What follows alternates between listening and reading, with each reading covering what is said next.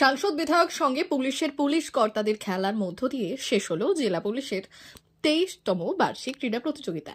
এদিন এই প্রতিযোগিতা ঘিরে বিশেষ উৎসাহ উদ্দীপনা ছিল পুলিশ লাইনে। মূলত প্রতি বছরই জেলা পুলিশের উদ্যোগে বার্ষিক ক্রীড়া প্রতিযোগিতা অনুষ্ঠিত হয়, এবারও তার ব্যতিক্রম ছিল না। দুদিনের এই ক্রীড়া প্রতিযোগিতায় প্রথম দিনে উদ্বোধন করেছিলেন মেদিনীপুর রেঞ্জের ডিআইজি অনুপ জয়সওয়াল। এরপর পুলিশের বিভিন্ন ইভেন্টের মধ্য দিয়ে খেলা চলে প্রথম দিন। দ্বিতীয় দিনেও ছিল পুলিশের বিভিন্ন ইভেন্ট এবং প্রতিযোগিতা, যেখানে অংশগ্রহণ করেছিল পুলিশের অধিকর্তারা। শেষ পর্বে ছিল সাংবাদিকদের 100 মিটার দৌড় প্রতিযোগিতা, যেখানে অংশগ্রহণ করেছিলেন পুলিশের অধিকর্তারা। শেষ পর্বে ছিল সাংবাদিকদের 100 মিটার দৌড় প্রতিযোগিতা।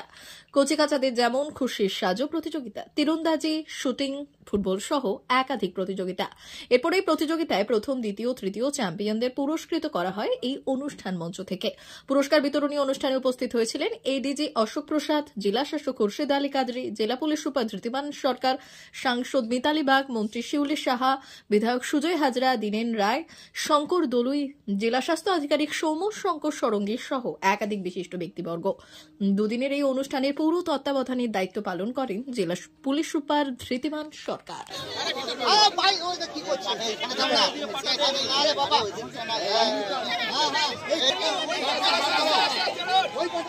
আপনারা মাঠের বাইরে আসুন।